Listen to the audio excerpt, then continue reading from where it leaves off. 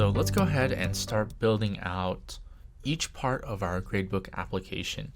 So we're going to be starting off with the service layer and then progressing through from there. So a couple things I did beforehand. I did a little bit of cleanup. I cleared my console by clicking on this little piece of paper with the X at the bottom right of it. I've moved a lot of my projects that I had earlier into its own folder just to be more clean. This is going to be a pretty big exercise, and there's going to be a lot of stuff going on here. So we're going to try to be as neat as possible and try to keep track of what files we're opening. As you can probably see when you look at the amount of time here, we're going to be here for a little bit. So take your time, right? Feel free to pause whenever you need it, and again, we'll always be here. So let's go ahead and get started.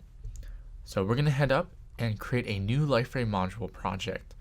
So let's click on File up here at the top left, followed by New, and then Liferay module project. From there, we're going to name our project Gradebook. So very simple name there. We're going to make sure the defaults here are what we need. We're using Gradle and building for Liferay version 7.1. Next up, we're going to be changing the template.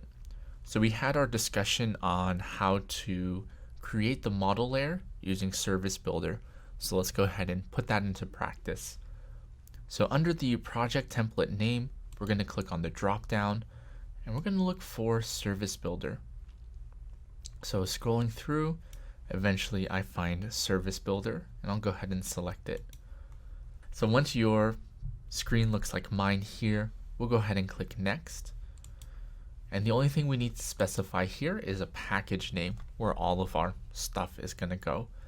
So our package will be com.liferay.training.gradebook. Right, so a very simple name here. Once you have that taken care of, go ahead and click Finish. I'll click Finish on my end. Taking a peek down here at the bottom right, it gives us the sort of indicator of when our project will be available.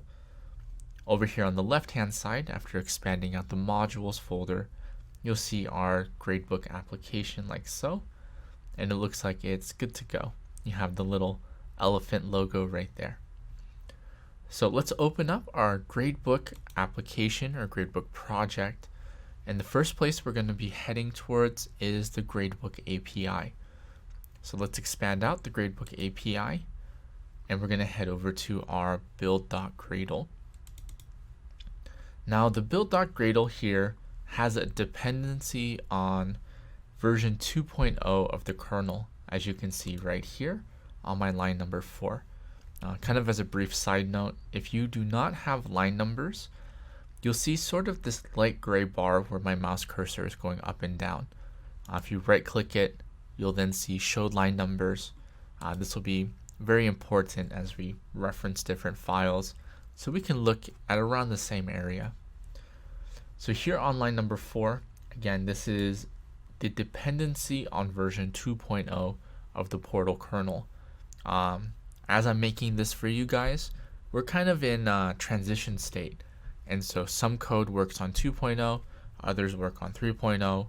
So to kind of remove the ambiguity of kind of being in a beta, what we're going to do instead is we're going to reference the Portal kernel that's already within Liferay. So I'll go ahead and show you guys how to do that. So we'll remove all of this right here, and instead of compile only group, this is going to be compile only files. I'm going to put my parentheses here, and then inside of my parentheses I have my quotes. So I'm going to reference the Portal kernel, and I'll show you guys where that is. So the Portal kernel is inside of our Liferay bundle. So under the bundles folder, in the Tomcat folder, from Tomcat we have lib, and then from lib we have ext. And here inside of the ext folder that you'll see the Portal kernel right here, as well as our Portlet API as well. So first off, let's go ahead and take care of that Portal kernel first. So this is going to be 3 levels up. So I'm inside the Gradebook API, go up 1 level, that is gradebook, up 2 levels, this is at the modules folder, and then up 1 more level would put me in the workspace to get to the bundles. So I need to go up 3 levels.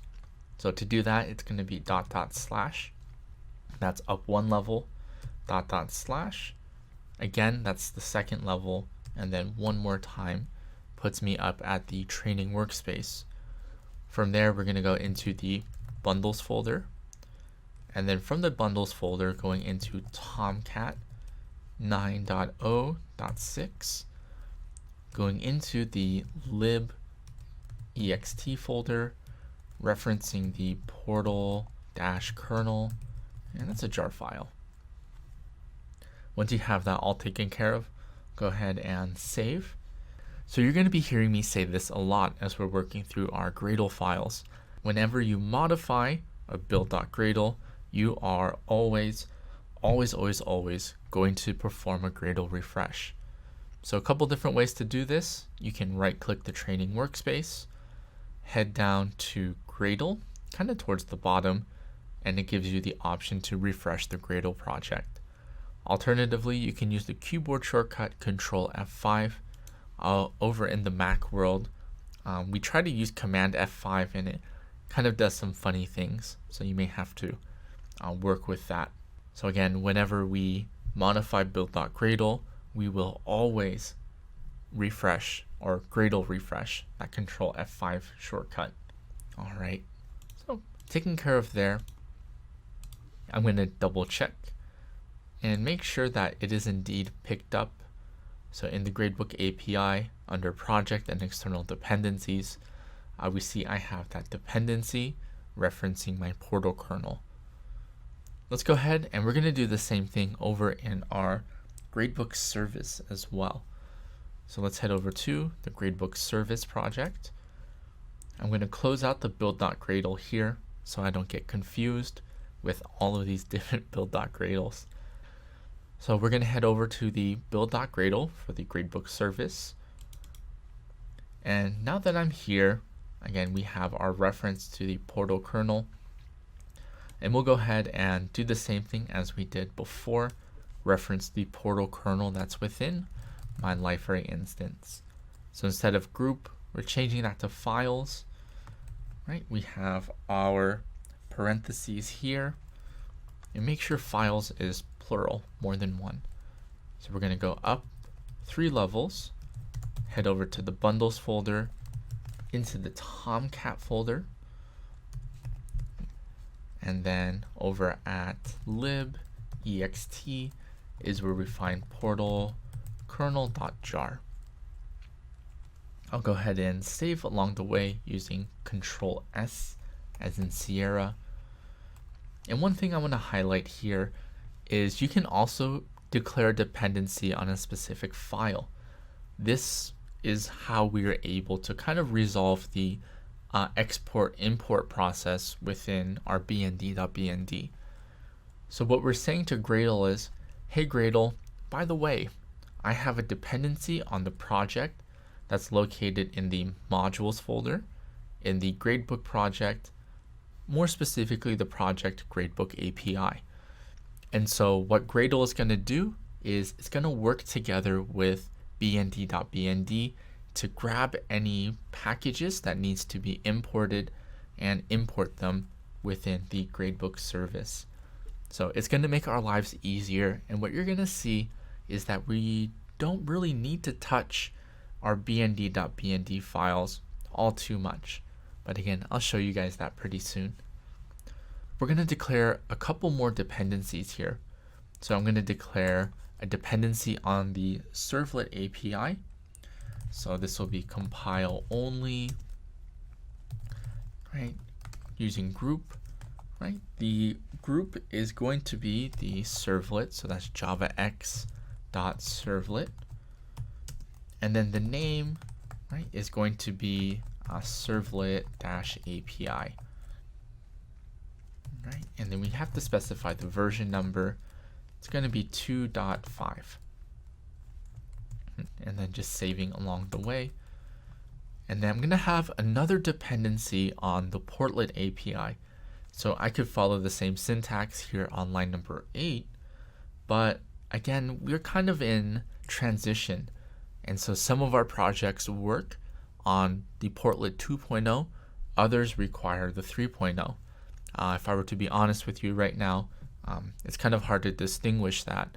And so to remove the ambiguity, I'm going to I'm going to say I have a dependency on the portlet API or the portlet jar within Liferay.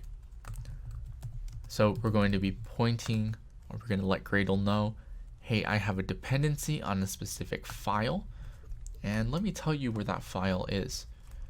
It's going to be 3 levels up in the bundles folder,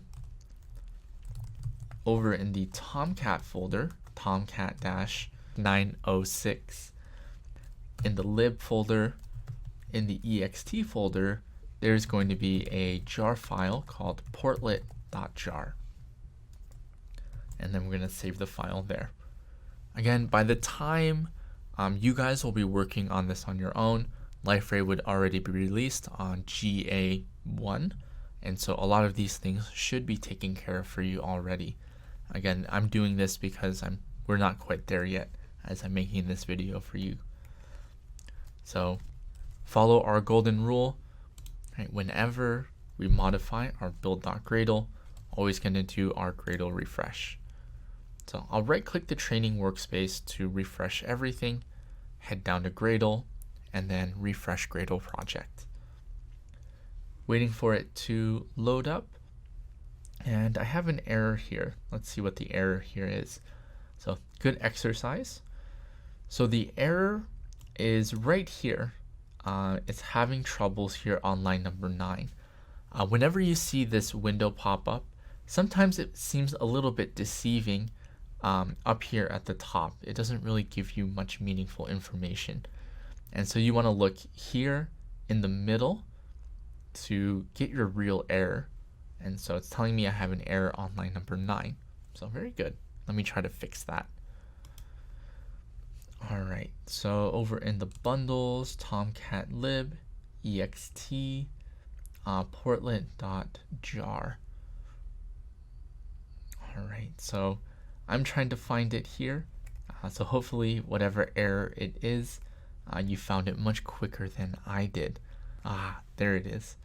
That semicolon right there, or I should say that colon. Right. Sometimes bad habits carry on. So that should be it. Just removing that colon after files. So sorry about that. Let's go ahead and Gradle refresh one more time. Right. So it looks like everything is good. Just had that colon in front of files here on line number 9. And we got to see that error screen. And so as much as I would love these trainings to run smoothly with no errors, sometimes it's good to see those, to be exposed to them. In any case, let's go ahead, and now that our dependencies are taken care of, let's do a little bit of some discussion here. So again, here in my build.gradle in the gradebook service, I'm saying I have a dependency here on the project gradebook API. Now over in the gradebook API, in the bnd.bnd file of the gradebook API, Liferay Workspace created this project with a number of packages already being exported. So that's very nifty for us. We don't have to think about this because it's already done for us here. So the wiring between the gradebook API and the gradebook service is done for us because we're using the template provided by Blade CLI or Liferay Workspace. So it makes our lives easier. I just kind of want to call that out because I think it's really cool. I think it's important to see kind of where things are coming from. So that was kind of my side note here. I'm going to go ahead and close everything. Right? Again, trying to be clean. We're going to be opening a lot of files, so I don't want anything kind of trailing off. So the whole cornerstone of Service Builder revolves around the service.xml file. And so the service.xml file is located over in the Gradebook Service module. So let's head over to Gradebook Service. And once you expand it out, you'll see service.xml. So let's go ahead and open up service.xml. So once you open up service.xml, you're going to see the file within its source mode. If you're comfortable here in the source mode, you can do everything here within the source. So let's take a look here and see what our different fields, what our different lines are telling us. So starting off here on line number 2, I always want to point out the DTD. Whenever you're dealing with a specific XML file, especially Liferay specific, if you want a little bit more info about it, you have the DTD here on line number 2. What you can do is hold down the control key, and then you can actually click on the DTD like so. Holding down the control key, clicking the DTD, it opens up the DTD in its own tab, and you can feel free to read through this. Again, I'm sure your children will love hearing about all of the different elements you can add within the service.xml. Moving on here on line number 4, it's just saying, hey, where is the package that all of my stuff is going to go to? So Calm Liferay Training Gradebook, we specified that. Next up is a namespace. Let's say, for example, I'm going to be creating a user entity or a user within the database.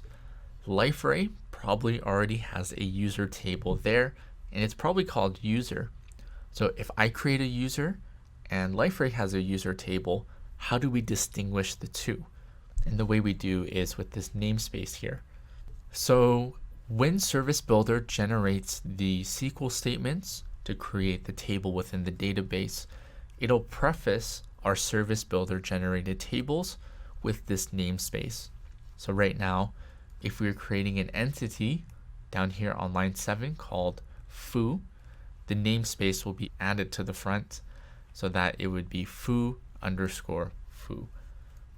Here on line number 7, we name the entity we're going to create, and then we say what type of services are we going to have. Are we going to have local services, remote services, or both? So we can specify true or false for whichever services we want. Next up, we then declare all of the different columns that we want for our entity table in the database.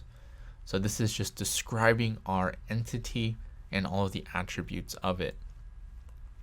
So from line 11 all the way down to line 23 are things that we will generally add to any entity that we create using Service Builder. So we're going to start off with a primary key or primary ID, and then from there we're going to be adding some Liferay specific attributes. On line 15, the group ID is the ID number that corresponds to the site that the entity is created on. Company ID here on line number 19 is the ID number that corresponds with our Liferay instance.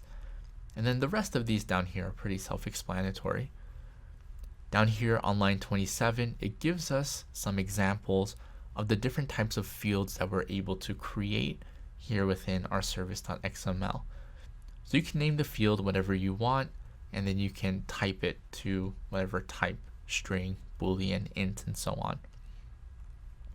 We can determine how we want to be able to sort or order our entity.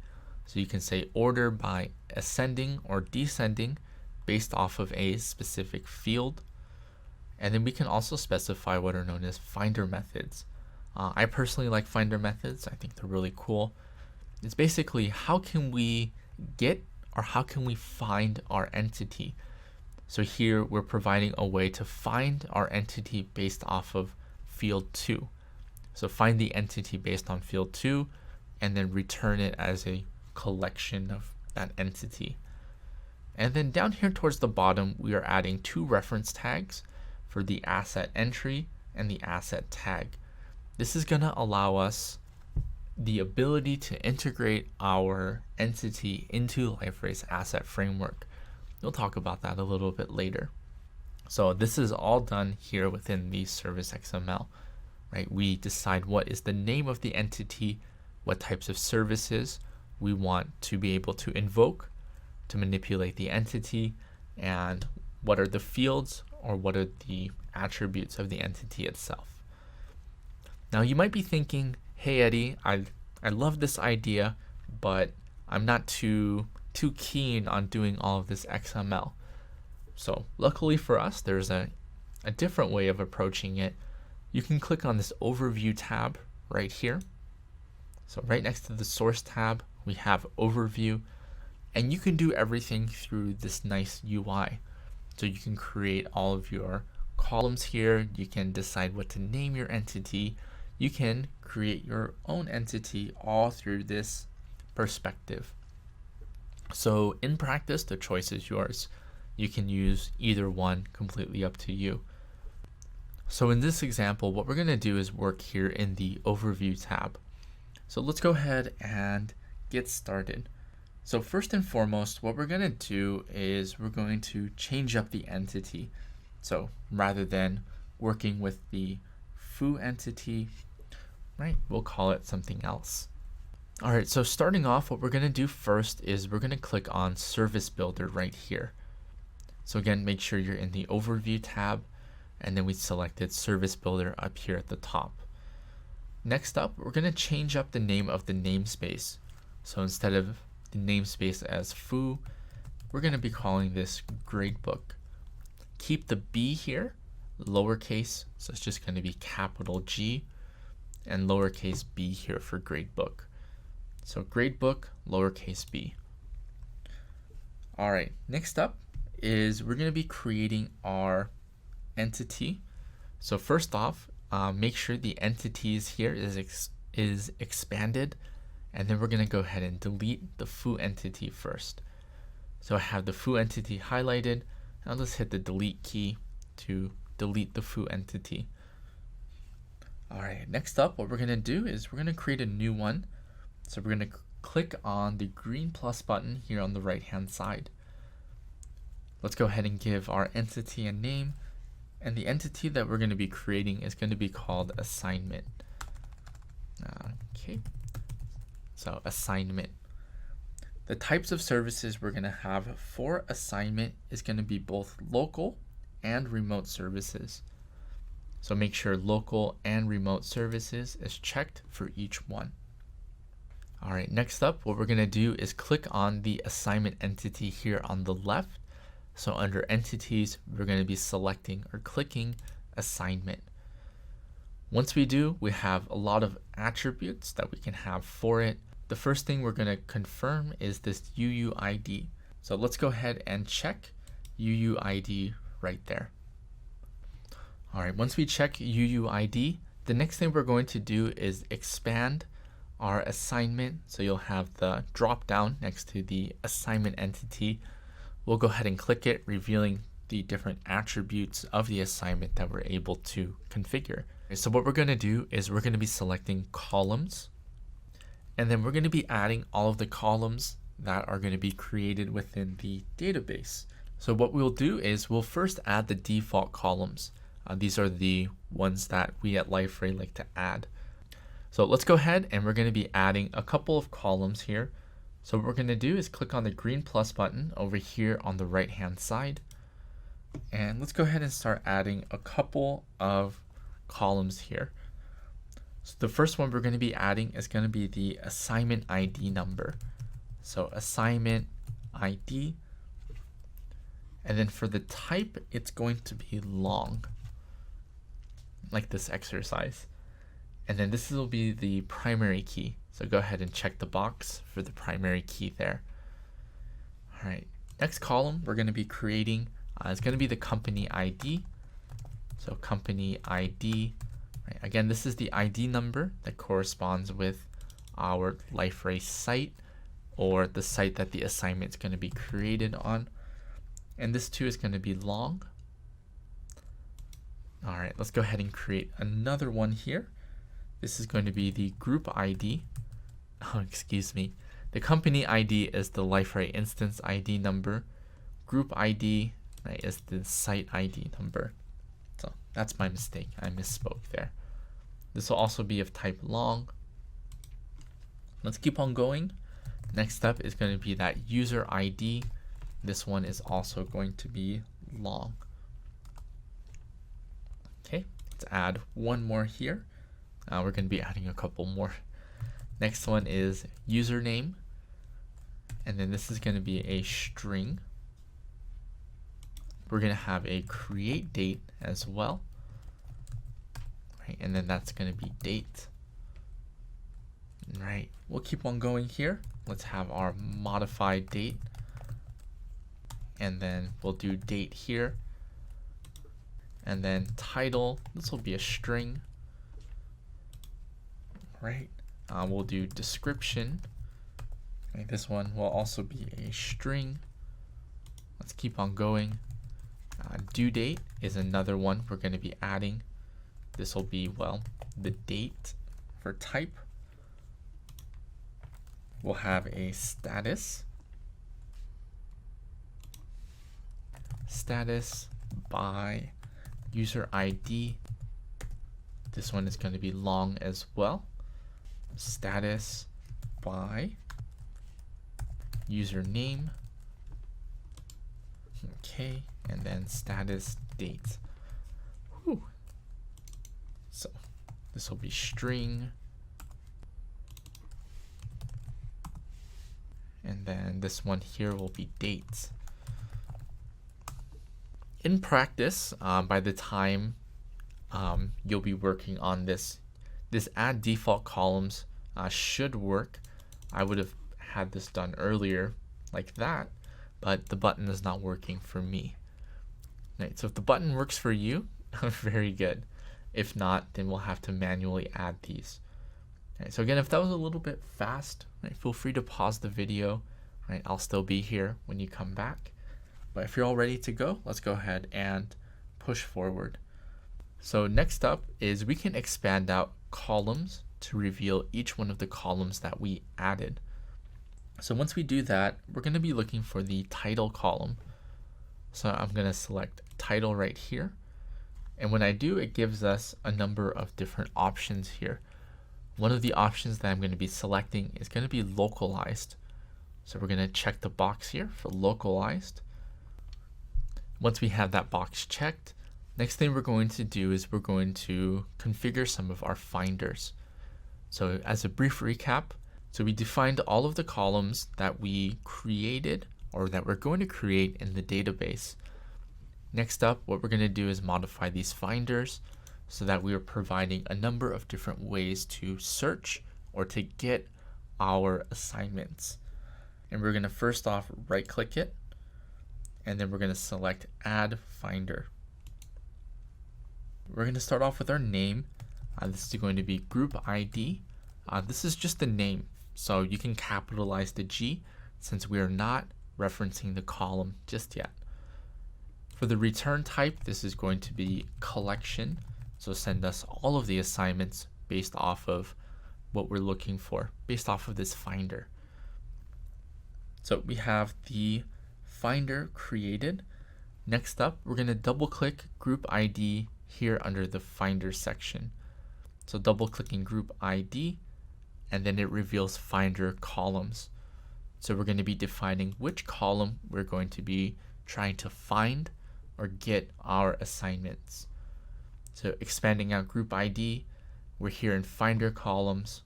Let's click on the green plus button over here on the right hand side. And then the name of the column that we're looking for is going to be group ID. So this one has to match up with the actual column. So this one here, group ID. So very good. We've created our first finder based off of the group ID. Let's keep on going with this one. Let's go ahead and create another one.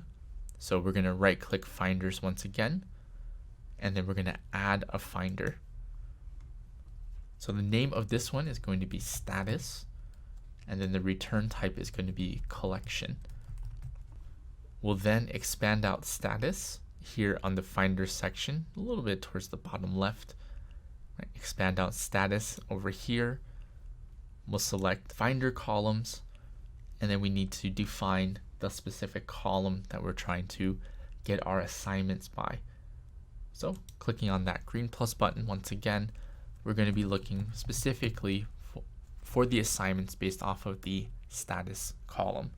So the status is going to be used when we start talking about workflow. It is quite literally the status of the assignment. And again, we'll talk more in detail once that time comes. Hitting the enter key or saving along the way. And let's go ahead and create one more. So right-clicking finders one more time, clicking on add finder, and then the name here is going to be G, capital G, underscore S. So capital S. And then the collection is our return type. So the return type is collection. Last time we're going to do this, let's expand out G underscore S. We'll select finder columns, and we need to define the finder columns. So this time around, we're going to be defining two. We're going to select group ID and status. So let's first start off with group ID, and then let's add another one here. This will be status. And then I'll hit the enter or return key to solidify that.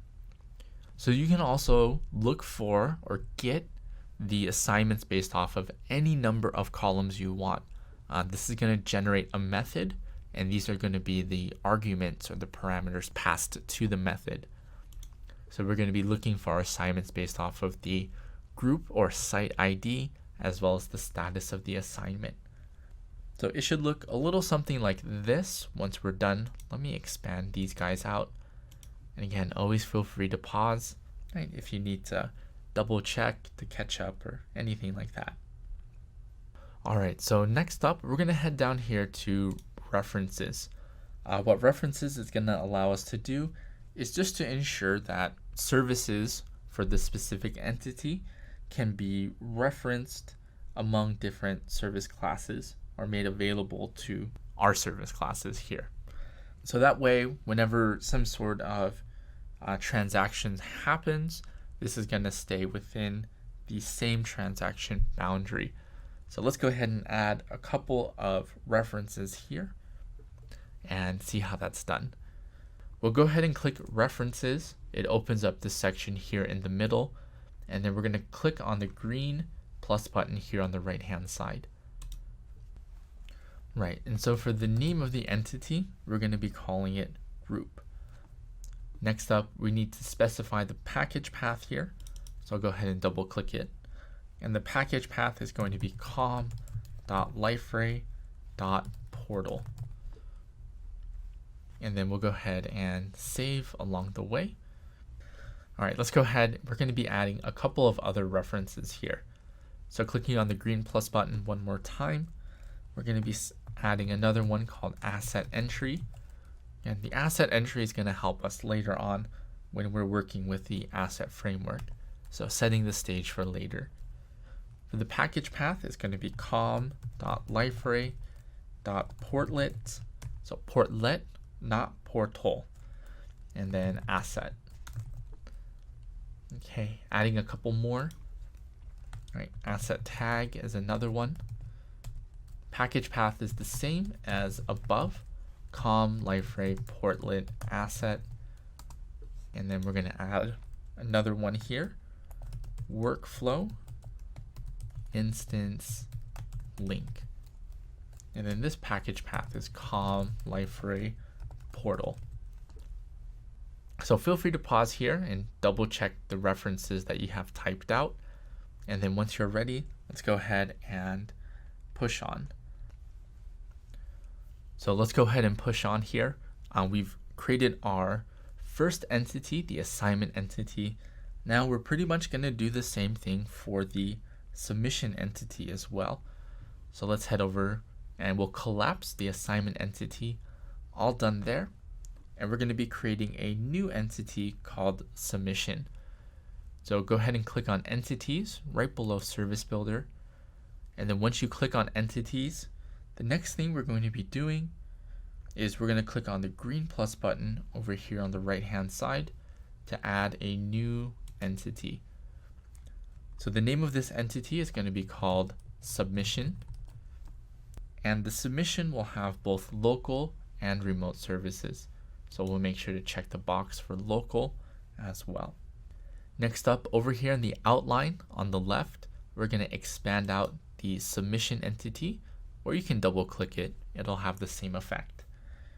Once you do, we're going to then select columns here. And then if we're lucky, go ahead and click on add default columns to, well, add the defaults. Again, for me, right now it's not working. I can click it as many times as I want, but unfortunately it's not going to work for me. So if it works for you, great. If not, then we're going to have to add each one manually.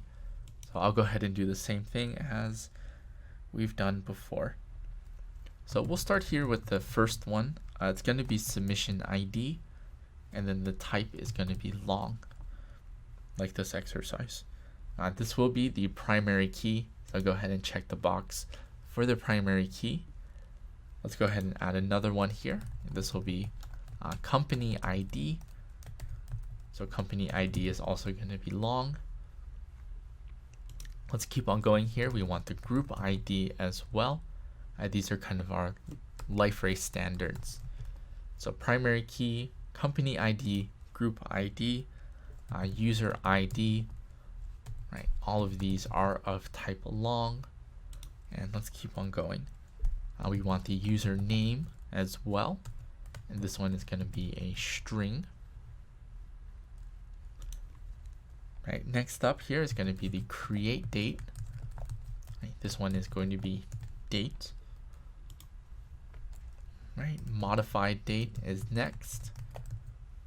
And then we're going to have date here as well. Right, student ID is a new one here. This is a new field that is not a default. So student ID, this is going to be long. Okay, submit date. So submit date, this is going to be date. Okay, and then submission text. This will be string. Okay, one more here. Comment, string, and then last one. This will be grade, and then int. So I know I was going a little bit fast on that, so feel free to pause along the way. Right, I'll expand out the columns here to show all of the different columns. So long is supposed to be lowercase l, not capital, and we're good there. So next up, we're going to be taking care of our finders. All right, so let's go down to finders down here, and then we'll follow a very similar process that we took when we were creating finders for our assignment entity. So let's first, we can click on the green plus button over here on the right hand side, and the first finder is going to be group ID. The return type is going to be collection. Okay, and we've created our first finder. We'll expand out finders over here on the left hand side, expand out group ID, and then we need to specify the specific column that we want to be able to find our submission. So clicking finder columns, and then we're going to click on the green plus button over here on the right hand side, and then the column that we're going to be looking for our submissions is going to be the group ID. So once you have that, we'll go ahead and feel free to save along the way. It's good to save often. Let's create a couple more. So we'll right click finders, an alternative way, select add finder. Okay, and then the name is going to be capital G underscore capital A. So we're going to be finding our assignments based off of two different columns. It's going to be the group ID and the assignment ID. Collection is still going to be the same, or I should say the return type is still going to be collection. We'll expand out G underscore A, and we'll select finder columns for G underscore A. Once you click that, green plus button over here on the right hand side, and then the column here is going to be group ID. So that's the first one. We'll go ahead and add another one here. This is going to be the assignment ID. I'll go ahead and save that. Right, 2 more. So we'll right click finders one more time, creating a new finder. The name of this next one is going to be student ID, and then the return type is going to be collection. Right, we'll expand out student ID. We'll select finder columns, right, and then the finder column here is going to be student ID. So clicking on the green plus button here, this is going to be student ID. All right, last time we're going to be doing this. So let's go ahead and right click finders one more time, one last time, add finder. The name is going to be student ID, and then assignment ID. Return type is going to be collection. We'll expand out student ID, assignment ID, select finder columns, right? And based off of the name, I think you can figure out which 2 columns we're going to be trying to find our assignments by. The student ID and then the assignment ID.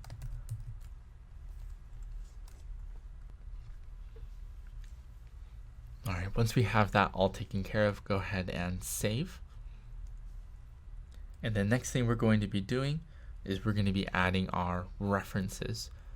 So heading down to references, and again, we want to make sure we're here in the submission. Let's click on the green plus button on the right hand side, and then we're going to make a reference to the asset entry. I think that's over in the Liferay portlet asset, and we're also going to make reference to the asset tag as well. And this will be Liferay portlet asset as well. So this is going to help us integrate the submission entity into the asset framework, as well as kind of help us out a little bit with getting our assignments over in the submission. So speaking about that, what we need to do is we need to create a relationship between the asset and the submission entity. So the way we're going to do that is we're going to head over to the diagram section. So the diagram tab right next to the overview tab. And so we're just going to show here that there's going to be a relationship between the assignment and submission entities or tables. So the way to do that is over here on the right is the submission. So the way that we can show relationship between the submission and the assignment table is we'll click on the submission, we'll then click connect, and then we can see this sort of orange perforated or orange dotted line.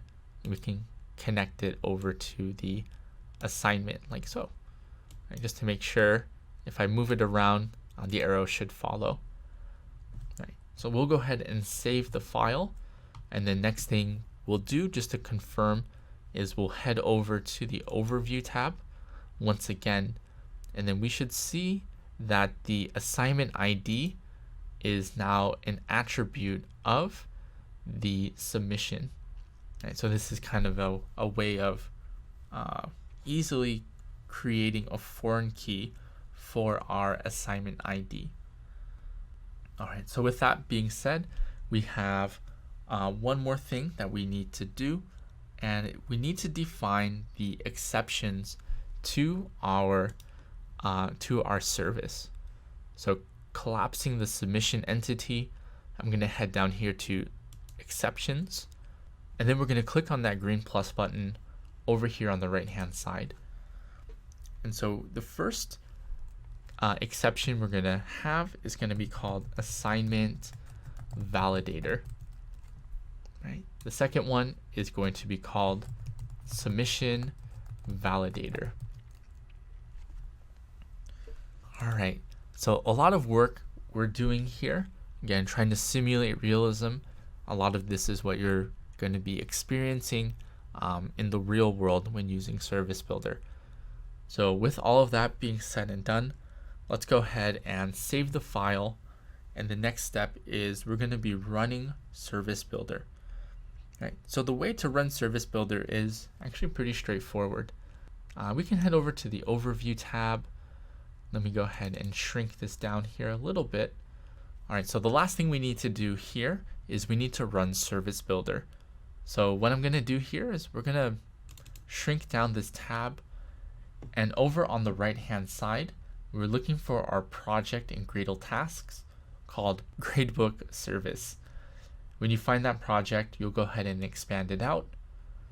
You'll then head over to Build, and then we're looking for Build Service.